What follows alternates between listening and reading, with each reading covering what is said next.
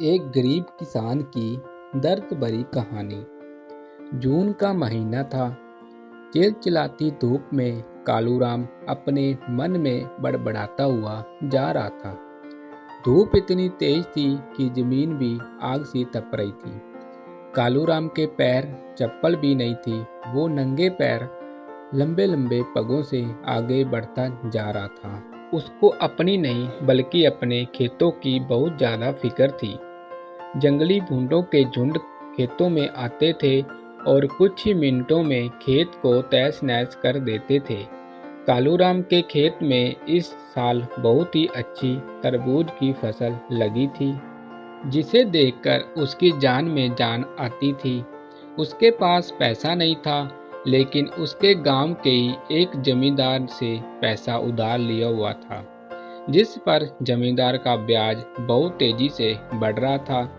कालूराम मन ही मन में सोच रहा था, इस बार तरबूज बेचकर जमींदार का सारा कर्ज चुकाऊंगा और इसके बाद अपनी बीवी के लिए एक अच्छी सी साड़ी और अपने लिए एक कुर्ता खरीदूंगा।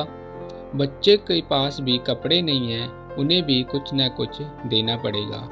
आगे सर्दी भी आने वाली है, जिसके लिए रजाई और कंबल भी लेना पड़ेगा। वह यही सब अपने मन में बड़बड़ाते हुए खेतों की तरफ जा रहा था। उसे अपने पैरों की फिक्र नहीं थी। आम आदमी तो ऐसी गर्मी में नंगे पैर नहीं चल पाता, लेकिन कालूराम अपने मन में सपने देखता हुआ अपने खेतों की ओर बढ़ता जा रहा था। खेत के पास पहुंचते ही कालूराम गदगद हो गया। खेत में बहुत अच्छी तरबूज की फसल थी। वह हर समय खेत में ही आते जाते रहता था, क्योंकि अगर धोखे से भी खून आ गया तो उसका पूरा का पूरा खेत कुछ ही समय में खत्म हो जाएगा और उसके सपने मिट्टी में मिल जाएंगे। इसलिए कालूराम दिन में और रात में पूरा समय खेत में ही गुजारता था। कालूराम की पत्नी भी फूली नहीं समा रही थी, क्योंकि 10 साल बाद उनके खेतों में इतनी अच्छी फसल लगी हुई थी, लेकिन गर्मी बहुत ज़्यादा थी। जमींदार आके कालूराम को धमकी देता रहता था, फसल काट दो, मेरी पाई पाई चुका दो, नहीं तो तुम्हारे लिए अच्छा नहीं होगा। कालूराम ने हाथ जोड़कर कहा, इस साल खेत में फसल अच्छी लगी है साहब, मैं आपका एक एक पैसा चुका दूंगा। तरबूज की फसल लगभग तैयार थी। जितनी खुशी आज कालूराम को हो रही थी, इनका अंदाजा लगाना आज मुश्किल था। वह मन ही मन में खुशी से झूम रहा था, लेकिन उसको पता था कि अगर जरा सी भी हमने चूक की तो मेरा सब कुछ नष्ट हो जाएगा।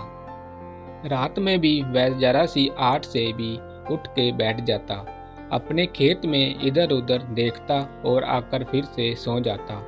उसकी नींद कभी पूरी नहीं हो पाती थी। उसके सपने में भी खेतों की याद बनी रहती थी। 3 दिन बाद अब तरबूज की फसल को कटाई करके शहर भेजने वाला था। कालूराम और उसकी पत्नी बहुत खुश थे। उन्हें पता था कि अब हमारा भी अच्छा समय शुरू होने वाला था। हम सब भी अच्छे कपड़े पहनेंगे, हमारे पास भी रजाई और गुदगुदे गद्दे होंगे, ताकि सर्दी में पूरी रात ठिठोर ठिठोर कर ना गुजारना पड़े। कालूराम और उसकी पत्नी ने हजारों सपने अपने मन में संजो के बैठे थे, क्योंकि फसल इतनी जो अच्छी थी। कालूराम की फसल देखकर पड़ोसियों को भी जलन हो रही थी। कालूराम ने अपने पूरे खून पसीना लगाकर फसल तैयार की थी। 4 बीघे की फसल गांव में किसी ने पहली बार की थी, और इतनी अच्छी फसल शायद आसपास के गांव में कई साल बाद कालूराम ने की थी। खेत में तरबूज चमक रहे थे। इस साल तरबूज की कीमत भी बहुत अच्छी थी। इसलिए कालूराम सोच रहा था कि उसका सारा कर्ज चुकता हो जाएगा और बहुत सारे रुपए भी बच जाएंगे। अगले दिन कालूराम सुबह जगा, और हालांकि रात वह सो नहीं पाया था। रात भर जानवरों को भगाता रहा, मगर सुबह जब उसने अपनी फसल को देखा तो एकदम से उसकी खुशी से उनका चेहरा एकदम लाल हो गया। उसकी पत्नी खाने का लेके खेत में आई और कालूराम को खाना खिलाया, और उसके बाद कालूराम आराम करने लगा। कालूराम की पत्नी खाना देकर चली गई। कालूराम खेत में एक छोटी सी लकड़ी की झोपड़ी में बनाकर रहता था। उस झोपड़ी में आराम करने लगा।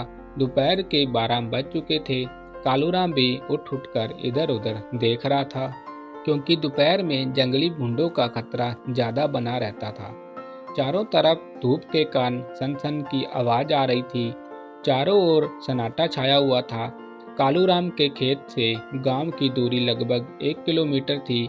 कालूराम ने इधर उधर देखा, कोई जानवर दूर दूर तक नहीं था।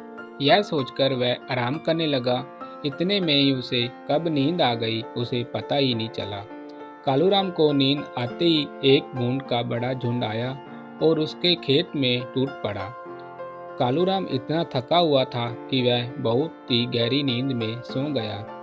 उसे कुछ पता ही नहीं चला और पूरे भूंड उनके खेत को कुछ ही मिनटों में पूरी तरह से तहस नहस कर दिया। सारे तरबूज और पौधे पूरी तरह नष्ट कर दिए। कालूराम नींद में सपने देख रहा था। भूंडों ने पूरा का पूरा खेत साफ कर दिया था। दोपहर को 3 बजे के आसपास जब कालूराम की पत्नी खेत में आई, तब खेत में उस समय की सिर्फ 2 ही भूंड घूम रहे थे। बाकी खेत पूरी तरह से साफ हो गया था। उसमें एक भी तरबूज नहीं बचा था। कालूराम की पत्नी दौड़ती हुई गई जहाँ कालूराम सोया हुआ था। उसने कालूराम को जगाया और जब कालूराम उठकर अपने खेत की तरफ देखा तो उसका पूरा रंग ही उड़ गया। वह वहीं पर अपना माथा पटकने लगा। उसके सारे सपने बस थोड़ी ही देर में चकनाचूर हो गए। अब वह सोच रहा था, जमींदार का कर्ज कैसे चुकाऊंगा। कालूराम की पत्नी बेहोश होकर वहीं गिर गई। कालूराम को भी होश नहीं था। उनको भी भारी आघात लगा हुआ था। वह बहुत बड़ा आदमी बनने का सपना नहीं देख रहा था। वह सिर्फ अपना घर सुधारने के बारे में सोच रहा था, लेकिन अब उसके सारे सपने पूरी तरह से टूट गए थे। कालूराम और उसकी पत्नी की आंखें खेत को देखकर पथरा सी गई थी। खेत में चर रहे 2 भूंड भी अब जा रहे थे। शायद उनका भी पेट भर गया था। खेत में ऐसा कुछ भी नहीं बचा था कि उसे जानवर भी खा सके। कालूराम ने आसमान की तरफ देखा और फिर वहीं गिरकर बेहोश हो गया।